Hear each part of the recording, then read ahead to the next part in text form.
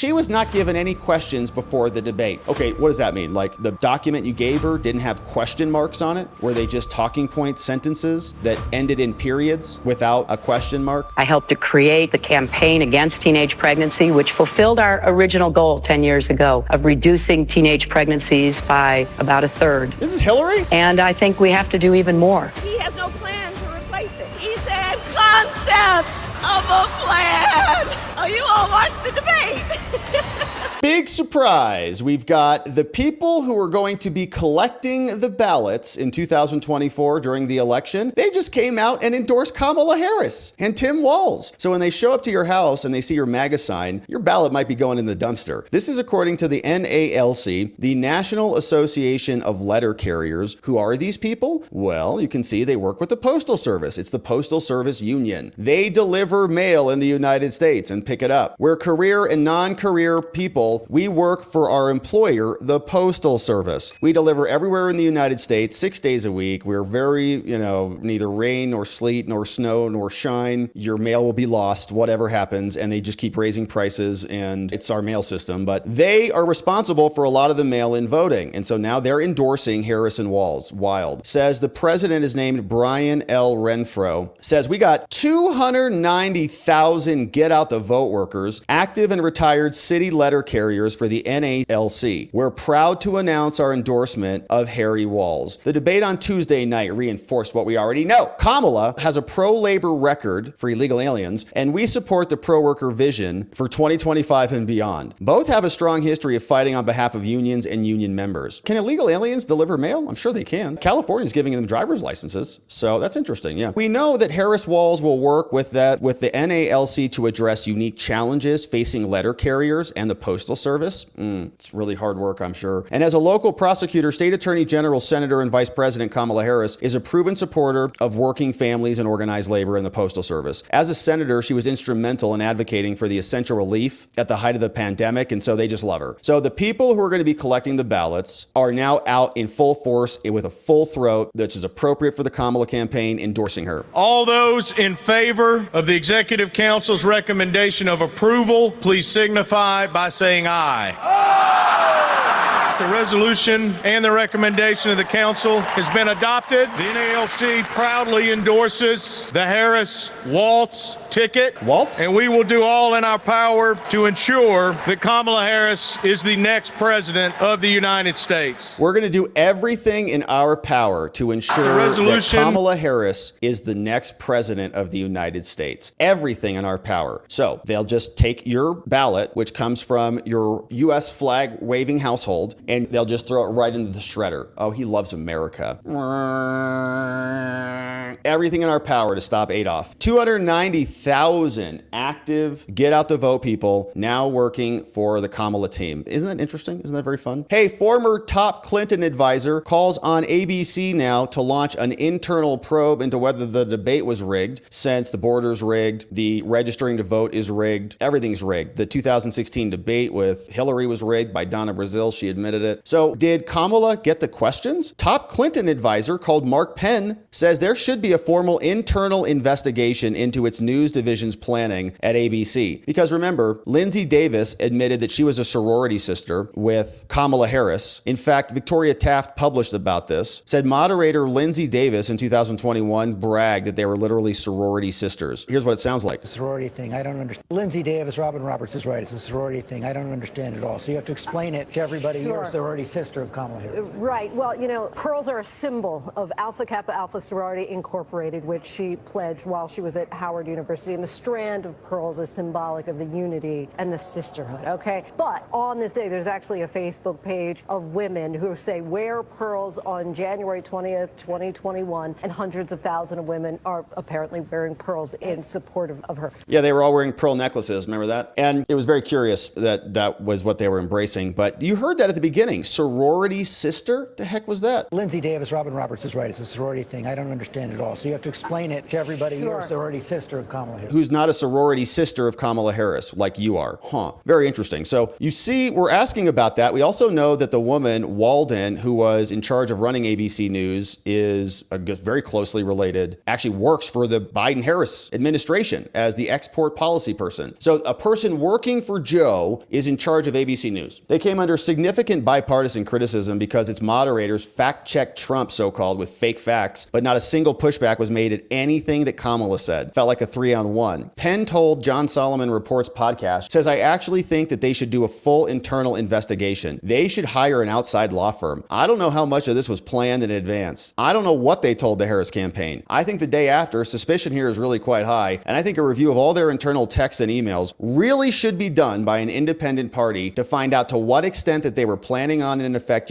fact-checking just one candidate and in effect rigging the outcome of this debate. I think the situation demands nothing less than that. He's exactly right. Could you imagine their text messages between what they're saying and stuff like that? I would imagine there's a cover-up over there too. I would bet that if you looked into this, hey, we want all your emails. Federal subpoena from some lawsuit or something from a judge, they wouldn't have anything. They were using Signals, deleting app. I mean, it was a hit job. It was an attack job, and they're getting away with it. Other publications have disclosed a questionable coziness between Dana Walden, who's co-chairman of Disney and who literally oversees ABC News. New York Times quoted Harris calling their relationship extraordinary friends, she said. She runs the news agency, and disclosed that Walden and Harris were neighbors in Brentwood, a wealthy LA enclave where Harris and her husband live. The Times also pointed out that the Waldens have donated money to Harris when she ran for DA in San Francisco. And so Mark Penn is not the only veteran Democratic pollster and advisor to criticize this. Doug Schoen, an advisor to Clinton and Bloomberg, lamented that Harris was aided and abetted by two ABC News moderators. Talk about a crime. Talk about a conspiracy. Who seemingly felt the need to fact check virtually everything that Trump said. And so I think it's exactly right. There was a total scandal there and they rigged it. But as we said that night, I think it's going to backfire on them. I think that a lot of people recognized it for what it is. They're bullies and they're cheaters and they're liars. Now, ABC News is responding to this saying, oh, absolutely not. No, we did not give any questions at all. Harris was not given any questions before the debate. Okay, were they talking points? Were they general topics? Were they categories? Did you guys give her categories? Did you give her statements? Right? I always get so sneaky with these questioning these sneaky words. She was not given any questions before the debate. Okay, what does that mean? Like the document you gave her didn't have question marks on it? Were they just talking point sentences that ended in periods without a question mark? None of Harris aides were in contact with the debate moderators ahead of Tuesday, they said. The point blank denial comes after Trump, who said it was unfair and rigged. Someone else said, I watched her talk and I said, she seems pretty familiar with these questions. In the lead up to the debate, they had spelled out no topics or questions would be shared. And so even Democrats are saying, this is a little bit weird. We probably should investigate it, but they are in cover-up mode bigly. You can see this woman who really wants to beat Trump for some reason is making a lie to her dumb audience who just laps it up. And you'll notice that in 2021, they were talking about this guy called Abdul that Trump talked about during the debate. Abdul. Everybody knew Abdul. But then when Trump brought it up, no one knew Abdul anymore. And these people who are these like pseudo-Trump impersonators are lying to their audience about it. Here is the compare and contrast in the aftermath of the debate. The man who now leads the Taliban in Afghanistan, Mullah Abdul Ghani Baradar. Mullah Abdul Ghani Baradar, co-founder of the Taliban. I could hear in Mullah Baradar's voice that he knew President Trump meant business. CBS News has confirmed that CIA Director William Burns met secretly in Kabul with the Taliban's de facto leader Abdul Ghani Baradar.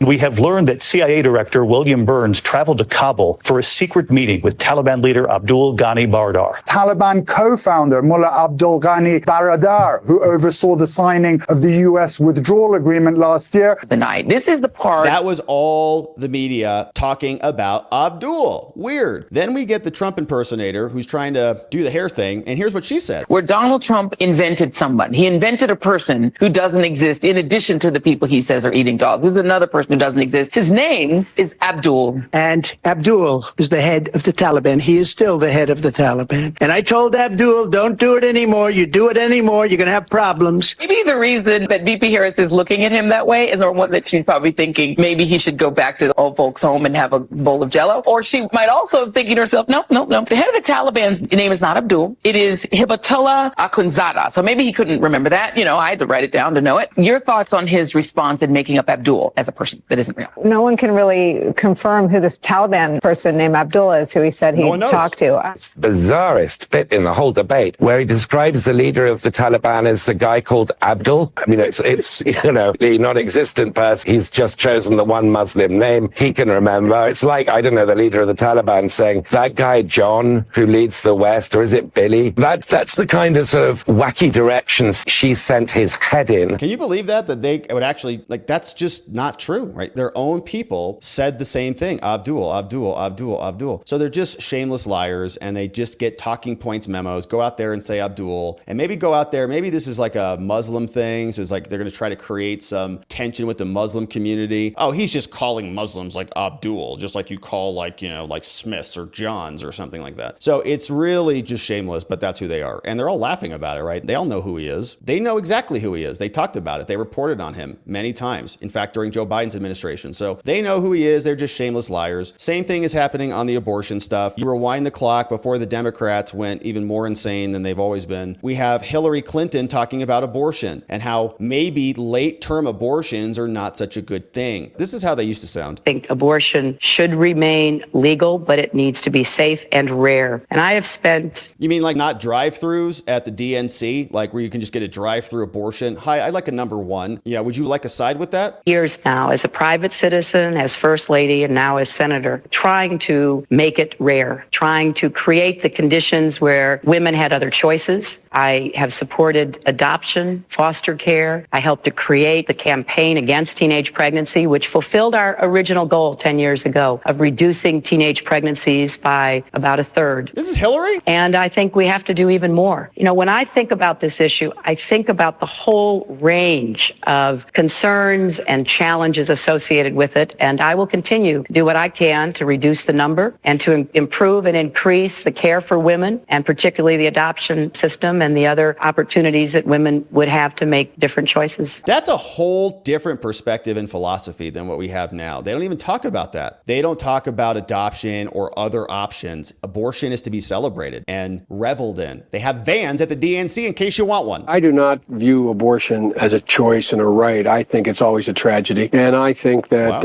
it should be rare and safe. And I think we should be focusing on how to limit the number of abortions. Yeah, see, because they know that it's not that popular of an opinion. And so they say those things, but we know it's much more than that. But I'll tell you, the party has shifted dramatically from this perspective. There's nobody in the DNC right now who's saying anything even remotely close to this at all. And so what has shifted so aggressively? Well, they need women to be victimized and put a part of their narrative. Now, there was more. We have this exchange from Nick Sorter clipped and Kyle Beck sharing it. But this is even Jake Tapper who came out on CNN and was saying, yeah, this whole thing was pretty rigged. Vice President Harris began the debate by punting the first question on the economy.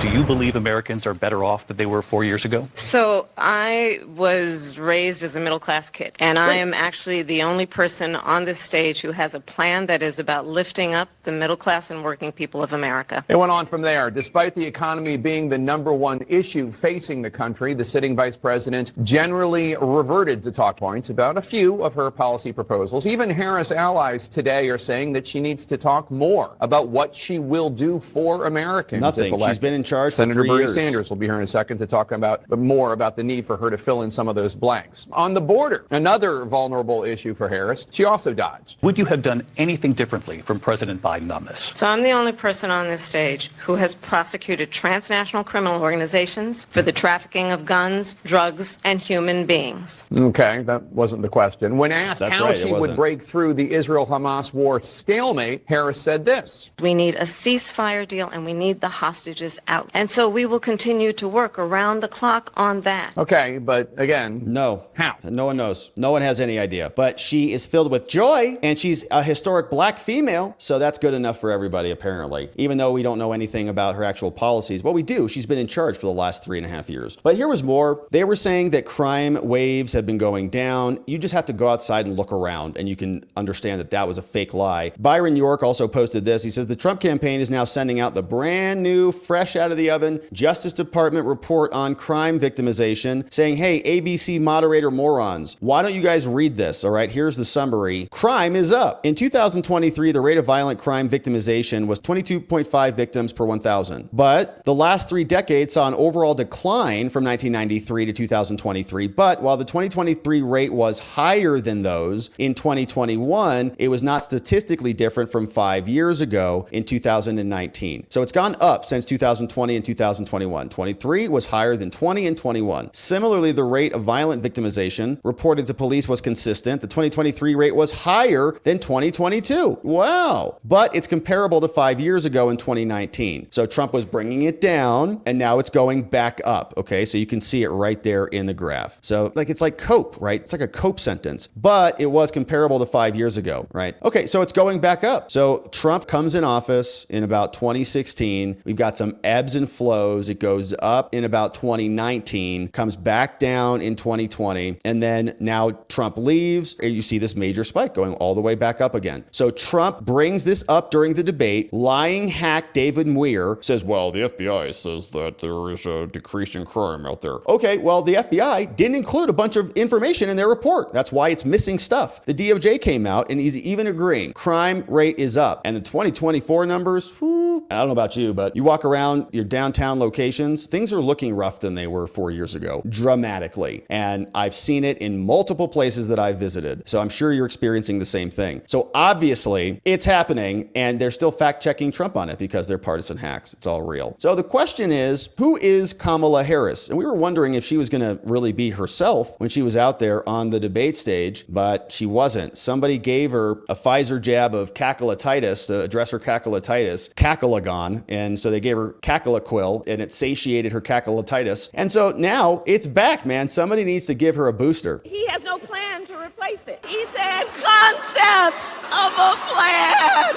Oh, you all watched the debate. What's Tim Walz doing back here? Is that Tim Walz? No actual plan, concepts. All right, so that's Kamala. Sorry to fry your brain cells so early in the morning, but just wanted you to know that's who is out there. Now, we've got some other good news out there. The Cook Political Report is now shifting the Montana Senate race over to lean Republican, over from a toss-up, which is good news. Says that Republican Tim Sheehy is now leading the incumbent, Senator John Tester, in a contest critical to control the Senate. That's good news. The nonpartisan prognosticating group made the move with less than 2 months before the election. Today, we're making a major shift. We're moving Montana from toss-up to lean Republican. Let's go, Montana! Get rid of Tester. Republicans need to flip only 2 seats in order to win back the majority that's eluded them. The West Virginia seat currently occupied by Manchin is a virtual certainty with Governor Jim Justice in line to replace him. That means they need 1 more seat. Let's go, Montana. We're trying hard in Arizona, but we got a tough one here. Now, Senate Republicans are also hopeful that Marino will beat Sherrod Brown, but that one also could be a jump ball in Ohio. So good news there.